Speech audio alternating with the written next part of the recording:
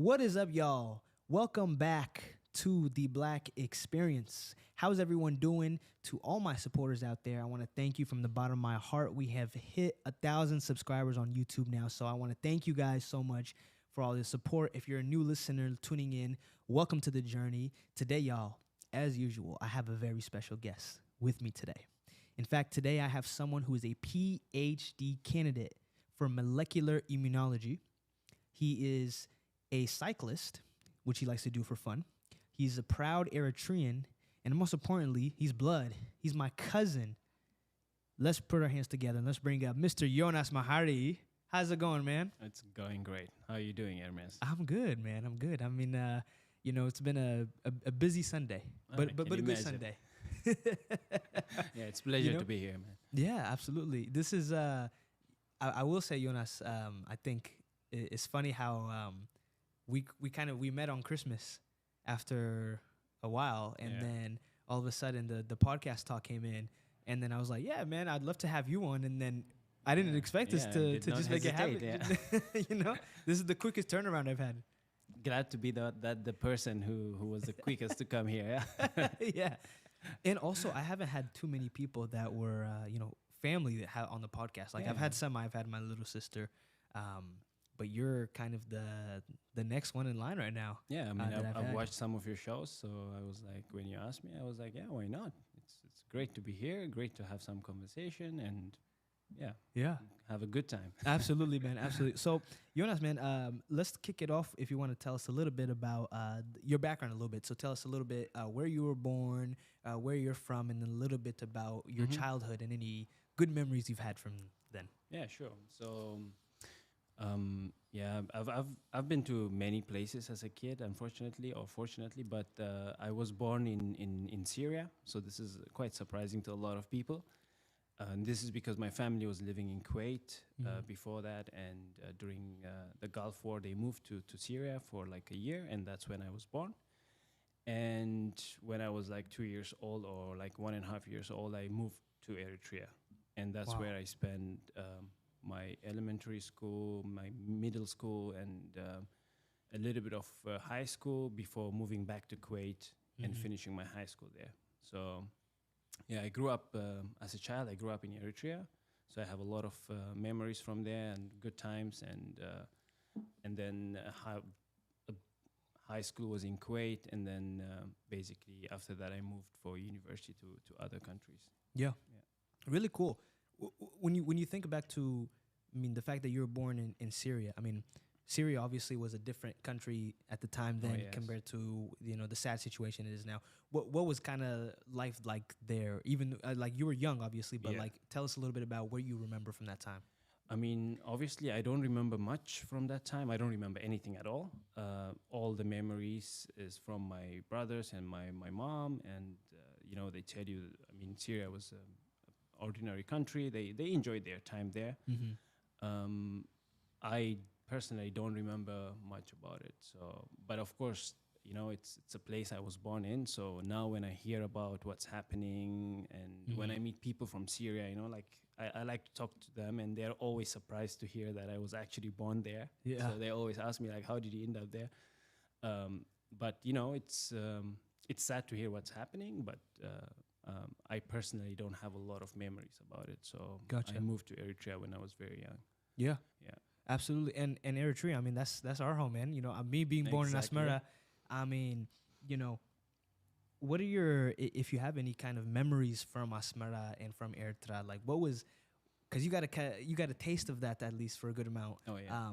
What was the life like there for you? So yeah, I mean, Asmara, I had really great memories because that's when I went to, elementary school, middle school. I had a lot of childhood friends there, and you don't realize it then, but now looking back, it was like the only place where, Asmara or Eritrea is a very homogeneous society.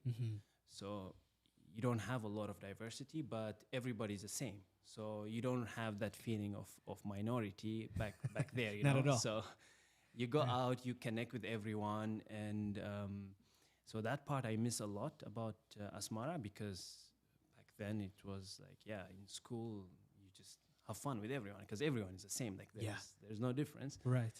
And I also remember in middle school, basically, from grade 1 to grade 8, we used to go to this one school. Mm-hmm. And in each grade, like in each academic year, the whole class used to be completely reshuffled. So we were always classmates with different people throughout the whole 8 years.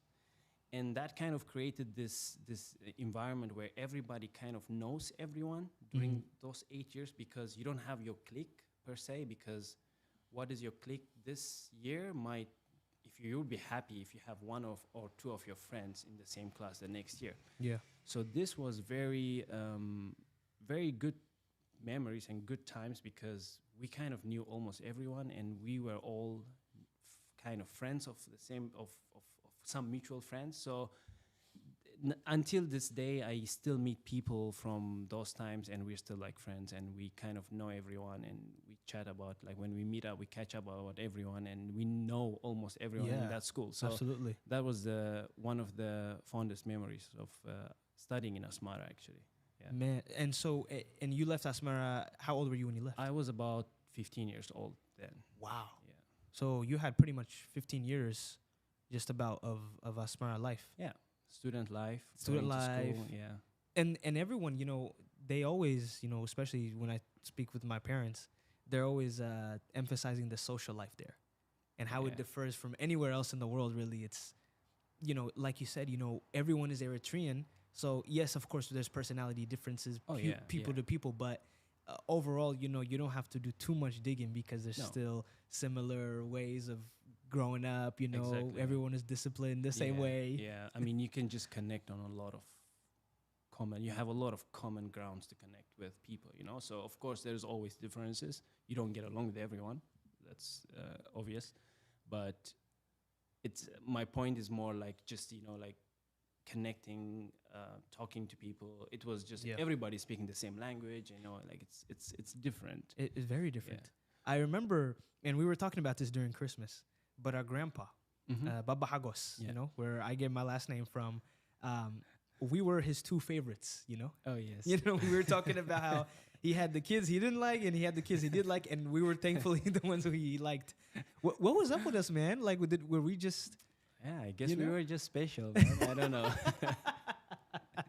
You know, I don't remember too much about Baba Hagos, but I will say I remember the house. Even before we went back in a few years back, I still remember the house, the layout of the house, being in his car. I even remember a little bit of like playing with you guys, Sami and all those guys. I mean, you were a little bit, like you were quite young back then. I was very young. I don't know if 3 you years remember a lot, old, but yes, there were a lot of memories made. So that was also something great about Asmara, right? Like, so everybody, like we have a big family, as you know, and we were all gathering in our grandfather's house whenever there was birthdays or some occasions, you know.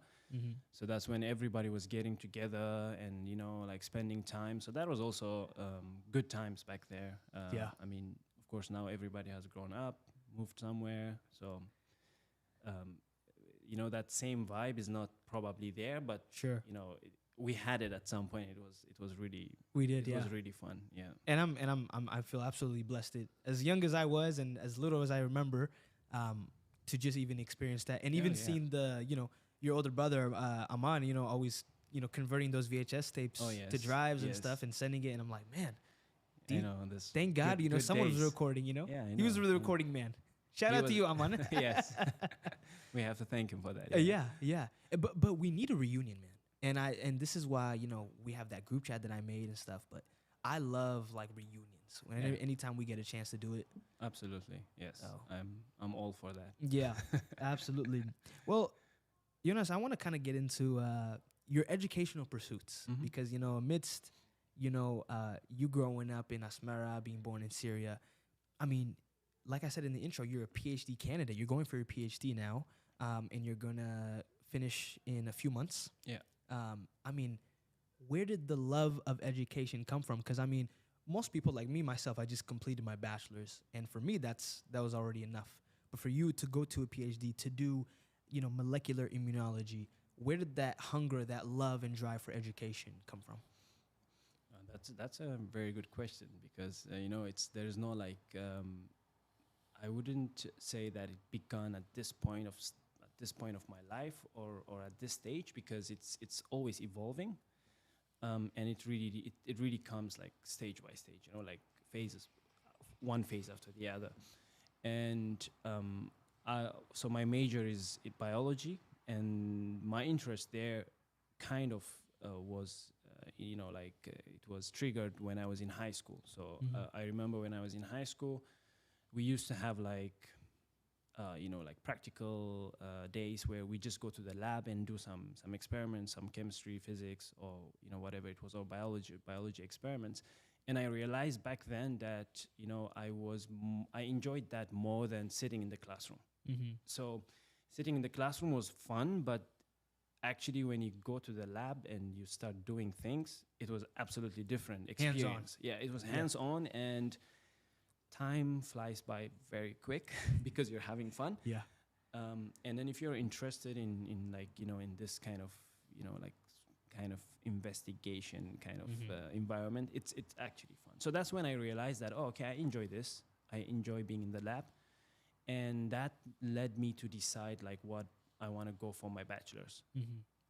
So that's when I decided, I don't want to spend a lot of time in the classroom, so I would like to do some kind of I would like to study something that keeps me in the lab. And that's when I decided to do like biotechnology as my bachelor's. And after that, basically, it's like a cascade of events, because once you start studying your bachelor's, you realize that there's a lot that you don't know. That's actually the biggest lesson we learn when we go to college, right? Yeah, absolutely. You go in there, you learn something, and then you realize there is just a lot more. And the nature of my field is in a way that you are really trying to investigate biological questions that are important to find out, but we don't have answers for. Like, so it's like a puzzle. So you have a lot of small pieces here and there. People all over the world are doing research to answer the small pieces that actually at the end fit into this whole puzzle. And that's when I decided, like now I have the basic molecular skills or capability to work in the lab. And that's when it gets a little bit more exciting, because now you know how to work in the lab, how to do basic experiments, how to handle equipment, or like techniques, molecular techniques. And then the exciting part begins, because now it's time to use those techniques to answer some biological questions. Right. And that's when you start, now I have this. So then I decided to do my master's. Wow. In biochemistry. And during that time, I basically got exposed to molecular immunology and innate immunity, and how basically the body fights infections, and how viruses kind of try to not only infect us, but also evade all our defense mechanisms. Yes. So there is this really intricate interplay between the environment and our body, basically. And that once I was exposed to that field, of course, when you do your master's, it's for 2 years, but there is just so much that you could learn during this time. Naturally, I wanted to do a little bit more, and I like that part of like, going after the unknown, so like searching for, doing experiments, because this is a part where nobody knows the answer for. Yeah. And you are just going there, doing experiments, and seeing what you get out of it. And that basically led me to do my PhD, because I wanted to, learn a little bit more and then dig a little bit deeper into some of the questions that I was always interested in. So, yeah, basically to answer your question, it was a gradual interest that basically led me to do my PhD. Man, oh man. I mean, so much there. I have a friend actually who did his bachelor's in biochemistry. Okay. Just now too. So that I kind of saw the correlation there. That's interesting, because it's like once you do something, like you said, like you just uncover a lot of other doors and opportunities and things that you want to go down, and that's what was kind of happening for you. But I think that's That's really impressive, man. I think education's good. And then, so when did the kind of path and journey to going to Germany, and where now you now reside to, and you're finishing your PhD there? Where did that come from? Like, why Germany of all places did you go to fulfill your PhD? Yeah. So, like I said, I did my bachelor in Malaysia, and that's where I did my biotechnology bachelor's degree in. And like back then, it was I would say it was just circumstances, because when I was doing my internship in Malaysia, in Penang, we had some people from Germany come over to the university, and they were basically advocating for German universities, and then they said German universities are good, like you have this opportunities, you could do this, you could do that, and I remember the guy said, like, Germany is the only country where education is not considered as a privilege, but it's the right of every person. So how they do that is they make it affordable to everyone. So Really? yeah. So Germany is basically, you have free education for everyone who wants to study, and you don't have to pay. Of course, there are some fees here and there, but everybody can, whoever wants to go to the university, if they have good grades, they can go to university, and you don't really pay. So they really advocated this, and Germany is one of the top countries in research when it comes to biology or chemistry, physics. So I was kind of sold on that idea. And after that, it's all about applying to universities and seeing what you get out of it. And I was lucky enough, I applied, and I got some universities, and yeah, I decided, why not? Yeah. I was already far off in Far East Asia, so I said, why not going back to Europe Yeah, now? yeah. Keep going even further from home, huh? Yeah. Exactly. Man, for me, I mean, wanting to go to UW, University of Washington here, and then they don't accept me. It was initially it was heartbreaking, because I was not because I was going to be close to home, but more so just because of the name that UW has in the world, being a big school. But I think going to a school that was a couple of hours away from home was good, because it gave me that experience, to be out, to just be independent. Yeah, absolutely. I mean, there is no like right university to be in. At the end of the day, it's what you make out of it. Like, if you have good time, if it's a good environment to learn, regardless where it is, at the end of the day, names are like just names. But it depends what you make out of your time during your studies there. So then you can have a really good experience. So yeah, but I'm happy that it turned out very well for you, and you enjoyed it. I can tell. Oh yeah, no regrets. Yeah. Oh my gosh, I loved it. That's I the loved most it all. important thing. Absolutely. Yeah. Yonas, when I think about us, being in as the Tigrinya word is siddet, or being kind of immigration, pretty much. You've been to Malaysia, pursuing your education there, and now in Germany. I mean, describe a little bit what the European lifestyle there and the Malaysian lifestyle was for you, but also, I guess, how were you able to kind of maintain, the fact that you're still at the core, you're still Eritrean, and keeping that culture? How are you able to do that, if at all? Yeah, that's also important question to address, because it's easy to really like forget your background, because, or your home, your roots, because you spend so much time away from home, away from your society or from your community, that at some point, it gets to you. My experience in Malaysia and Germany has been mostly great. Of course, in Malaysia was my first time away from home, so I had to learn a lot of things about like just the whole concept of living on your own. Like being responsible for your everyday life. That was a new challenge back then. But luckily, we were living in a on-campus environment where we had a lot of support from the university for international students. Met a lot of international friends. Made a lot of friends as well. So overall, it was great. When I moved to Germany, it was a little bit different, whereby you go in and you have to settle on your own. Yeah, you have to find your accommodation. You have to find everything. So there is no like a set, and there is no like the university catering specifically to international students. Right. So you have to do everything on your You own. figure it out. You have to figure it out, Yeah. right? So, of course, there are some offices that do offer advices and help you around, but for the most part, it's everyone is on his own. But the fact that I was in Malaysia before that kind of helped me a lot. So I was able to, like easily settle in, and that was quite smooth. Other than that, there are always some cultural differences that you have to kind of learn your way through. Like Germans, for example, they don't do small talks.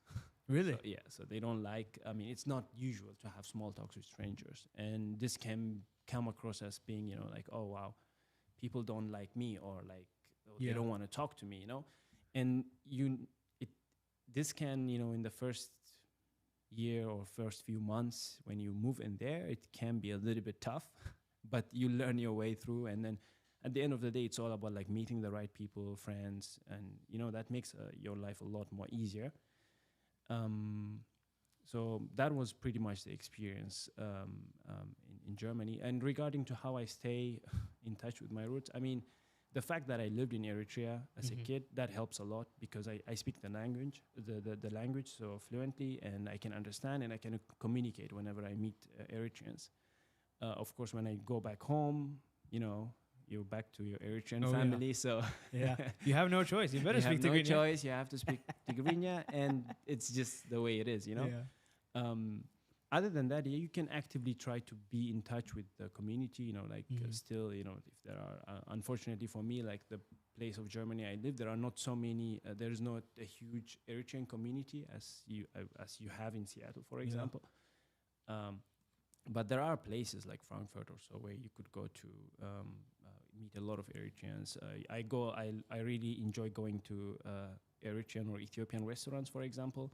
Almost all of my non-Eritrean friends have visited those places. So I try to make sure that they try the food, and most of them like it and they enjoy it.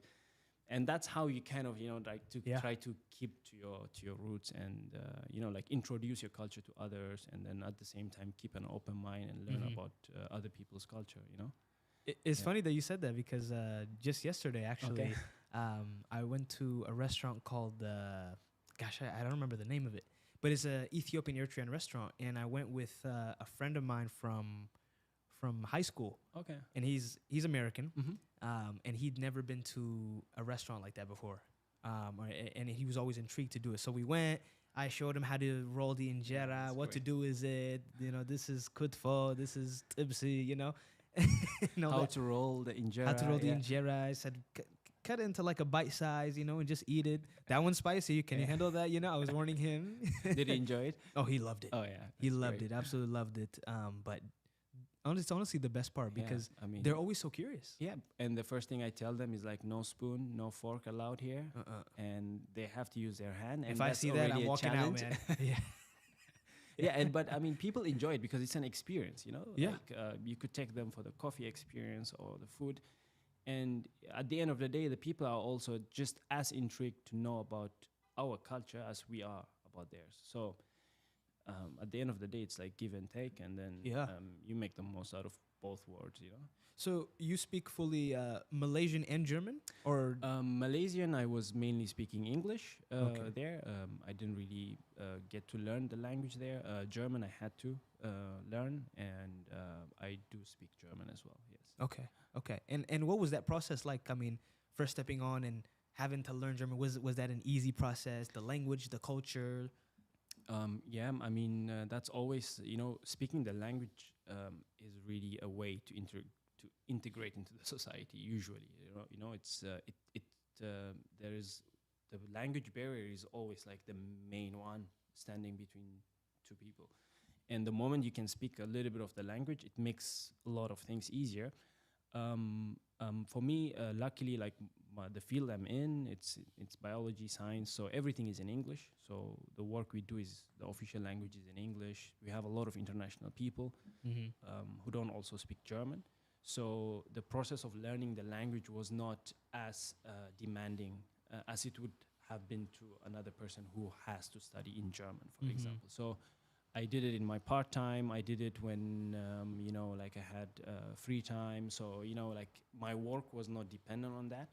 So I kind of enjoyed it. And I also met a lot of people like from the university doing PhD who were learning the language. And it's really an interesting place to be in because you have people studying math, physics, they're all doing great things, and then you go to the language class and you all start as like first graders, making a lot of mistakes and laughing. So it was actually kind of a fun time. So I enjoyed it, but it's always learning a language as an adult is a little bit more complicated, but yeah, it's doable. It is doable, yeah.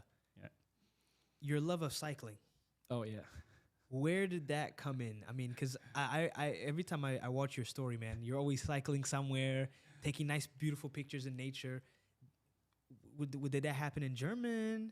Did that happen in Malaysia? Tell us a little bit about how you got into that. Yeah, so that one actually dates back all the way to Asmara.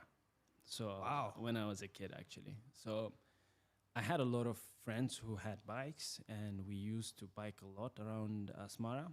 And when we were living there, the professional team from Eritrea, it was one of the best professional team back then. I think still is in Eritrea. Wow. They used to be our neighbors. Like they had this huge building that they rented to their athletes, and they were living there. So whenever we go to school, we would see them, coming in and out with their, like road bikes, with their jerseys, and they were actually quite nice to go out and talk to all the kids from the neighborhood. Yeah. Every evening, they would just sit there and chat and stuff. So I always saw them, and it was like fun, like just looking at them. But then, of course, like I moved to Kuwait. Kuwait was not like bike-friendly country. Malaysia was also not. I always had a bike, but I mean, I was just using it like just for commuting A to B because I just enjoyed it. And then when I moved to Germany, that's when it really kicked off because the country is just amazing. There's a lot of places you could reach on a bike. It's really bike friendly. They really encourage biking, and that's when I met some friends who were also equally crazy about cycling. They do a lot of tours, and they were exposed because their fathers, their older brothers were doing it. And once I met those people, it just exploded. Exploded, yeah. So, I mean, it's a great thing. It helps you, explore places that you would never go to unless you're cycling, and it's also a good social event, I would say, with your group of friends, because you spend like 4 hours riding together, going to a coffee place, you explore new places. So that's when it kicked off. Yeah, I had a roommate last year, my last year at college, who rode bikes all his life. Oh yeah. I mean, he was older, and he would do like, he would come into the house sometimes and be like, I'm gonna go bike actually for like 80-90 miles. What? And me as a non-cyclist, 80-90 miles sounds insane to me. I know. But for him, it was just regular. Once you started, it's really nothing. I mean, I don't know how it is in miles, but I've done like around Seattle and some of the islands, and it was like a 40K, but just 1 hour, 2 hours ride, and it was amazing because you really see parts of. I saw parts of Seattle that you never thought you'd see. That I never would have seen otherwise. Yeah. So. Yeah. I mean, maybe next time we can go. Maybe together. Next time we need to. First, I need to get a bike. We can get a rental for you. Yeah. For the beginning. For the beginning, you could try it and see how you like it, and then don't go too fast. If you love it, you can invest and get a bike. Yeah, don't go too fast. Okay. Don't worry. Yeah, man. I will say though, Binyam, the Eritrean who's been winning some of the Tour de France legs. Oh yeah. I mean, is he someone that you would say has kind of been inspiring in your cycling journey at all, or? I mean, Binyam is way younger. Yeah. So I didn't know him before. But right now, he's definitely inspiring me. I mean, I wish I had seen Binyam when I was a kid. I don't know if I would have become a cyclist or so, because that also depends on. It's not only like it's talent and hard work, and it's Right. as a hobby, it's fun. As your everyday job, I don't know if it would be that much fun, because then it's not your hobby anymore. But definitely, Binyam is very. He is definitely someone to look up to, because he has come from a very humble background, all the way from Eritrea, Mm-hmm. just racing in Eritrea, and he has made it in the big world tours. Like winning The highest of Tour de levels. France is Yeah. basically the highest level one can reach in the cycling world. So, absolutely, he's. I admire him definitely. Mm-hmm. Yeah. Yeah, absolutely. And I hope I wish him the best of Oh, success, yeah, man. It's always absolutely. nice to Me too. open Tour de France and see a I proud tr- Eritrean. Absolutely. I try to support him if he's racing in Germany. I go to watch the races and Try to get in the camera view and be like, yeah. Exactly. So that's how I support him. Yeah. Jonas, man, we've talked a lot about, we've talked to cycling just now and your educational pursuits and just everything from, you're still very young, but you're adding more and more to that resume of yours. When your time has come and, how do you want to be, I guess, like what is that legacy that you're trying to leave behind here for you, your future family, kids, cousins, whatever it is? Like, do you have any dreams that you still want to accomplish, or what is that legacy that you kind of want to leave behind that people will think back to Yonas Mahari and say, yeah, Yonas Mahari is this, that? Legacy. To be honest, like I feel like I'm still young to think of my legacy, like you said. So I don't know what my like. I don't have the right answer for that now, like because I haven't thought of it again, because it's ongoing, right? I still Sure. I still feel like I have a lot to achieve. Like Right. I haven't done a lot, and that's something maybe I can answer well when we meet 30 years 30 down years the from road or more. Regarding dreams, also dreams, they are always evolving. If you had asked me what was my dream like 5 years ago or so, I would have said, like to get my PhD done. Now I'm getting closer to that, and now it's like the next step. So like what do I do now with what I have accomplished so far? So, I would definitely love to contribute in the science field. We try to answer questions, small questions here and there that we don't have a full understanding about. Right. And that's something I would like to continue working on, like innate immunology, like some of the biological questions that interest me. So my dream is to actually like make a contribution in the field, something that is useful to many other, that can be useful for therapeutical application Mhm. or for pharmaceutical application. But, this is something that is always evolving. So, yeah, I hope to make some contribution in that field, and yeah, it's always evolving. I love that. And specifically, I actually just want to add a little question right here. When it comes to your field, COVID-19, the big theme, that's Mhm. kind of taken over our world the last 5 years or so. I've heard a lot of people be, well, not a lot, but I've heard a good amount of people, who are against, let's say, the vaccine. Let's say people that were like, you know what, the whole COVID thing. Some people are like, I'm actually proud I didn't take the vaccine. I'm this, I'm that. I mean, you coming from the medical expertise side that you were in, what would you say to people that are anti-vaxxers, people that doubt specifically the COVID one, and being like, wow, how did they develop it so fast? How did this, like any doubters, I guess, what message would you give from your Yeah. field? That can be a political question, but of course, coming from my field, I'm all for vaccination, right? So I think right now we are, especially in the Western world, right? We are in this privileged stage of life where a lot of like the communicable, like infectious diseases, we don't really suffer from them, you know, because most of them have been eradicated. Most of them we have basically, for example, HIV. Nowadays, you can have HIV and lead a absolutely normal life. It's because we have really advanced the therapy for it. We have drugs that you could take and live a normal life.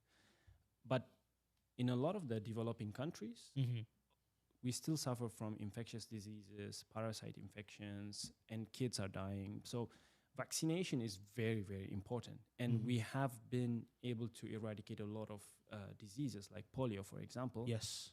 only through vaccination. So there is no doubt about the role of vaccination and how important it is. Unfortunately, for the COVID times, of course, the research that has been done is not just over a few days that they were able to find vaccines for COVID. This is research that was going on for many years, and then they just applied it for COVID. And during the current time, a lot of people have access to internet, to hear to a lot of echo chambers where you hear only people who have the same kind of opinion as you do, or as you want to hear. Confirmation bias. Exactly, pretty exactly. much. Confirmation bias. Yes. So, and all of a sudden, people just became experts. You know, like everybody had an opinion about vaccines, and no one is trusting what the health professionals are doing, right? Yes. Or doubting it.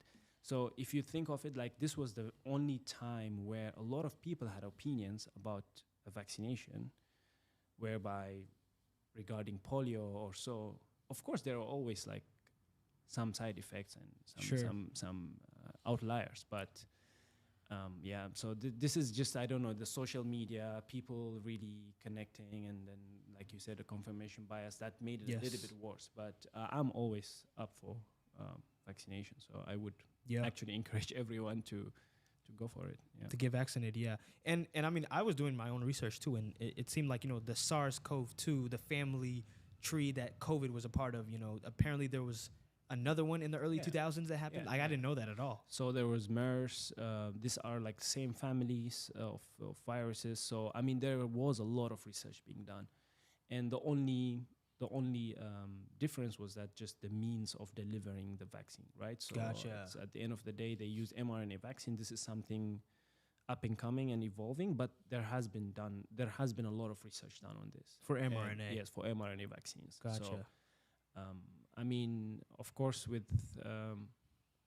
every new technology, there has to be some sort of troubleshooting or a lot of safety standards that have to be followed. But I trust that this has been followed from the pharmaceutical companies or the health system of like the regulatory affairs should be able to take care of it, and we can only trust, I guess. Yeah. Yeah. Absolutely. No. I appreciate you giving your thoughts on that. I know that was kind of I don't know. It popped up in my head, and I was like, man, I got to ask the expert while he's here right now. You know what I mean? So, but Yonas, man, we are at the part of the podcast I like to call the deep end.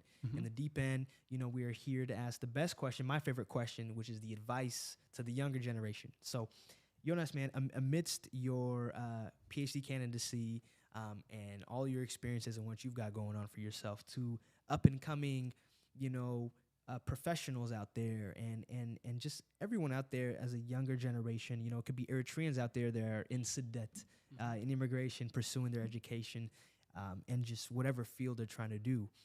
What advice would you give them amidst their pursuits right now?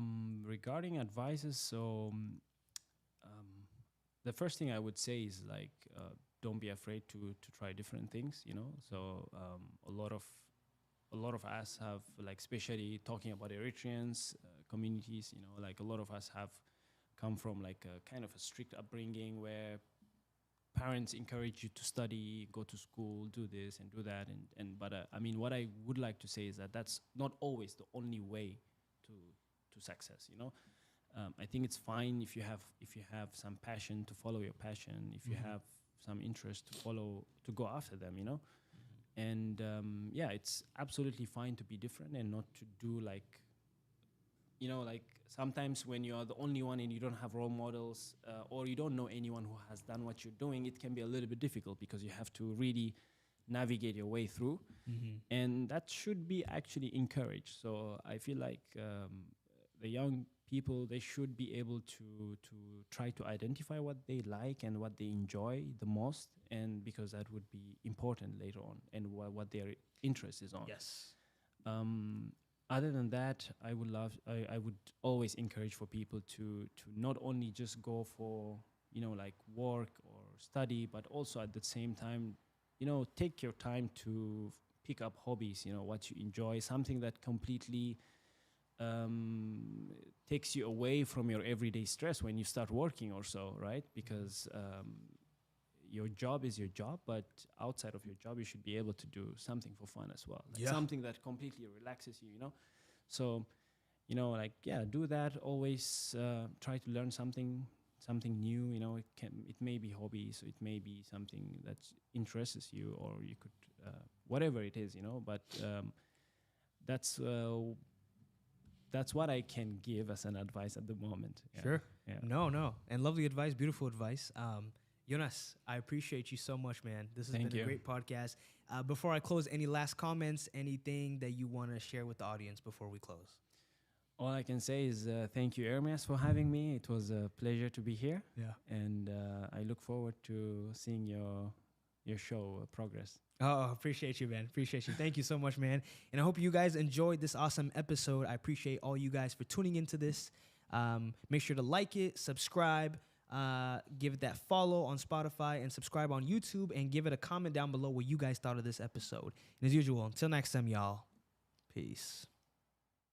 What is up, y'all? Thank you so much for tuning in to that episode. Make sure to click the subscribe, follow button, as well as the bell to get notified on all my new content that is coming out every Wednesday and every other day. And make sure to click that link in the description down below to get access to all my socials and any other platforms that I have my podcast on. And until next time, y'all, peace.